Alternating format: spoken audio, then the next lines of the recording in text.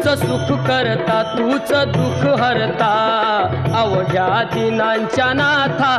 बाप्पा मोरया रे बाप्पा मोरया रे चरणी ठेवी तो माथा बाप्पा मोरया रे बाप्पा मोरया रे चरणी ठेवी तो माथा बाप्पा मोरया रे बाप्पा मोरया रे चरणी ठेवी तो माथा